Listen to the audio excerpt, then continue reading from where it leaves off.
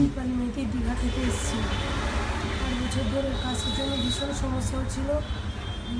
অনেক জায়গায় ডাক্তার দেখিয়েছি, কিন্তু অ্যালোপ্যাথি ওষুধ খাওয়ার পরে কিছুদিন ধরে কমে যাচ্ছে, তারপরে আবার কন্টিনিউ হতে থাকছে।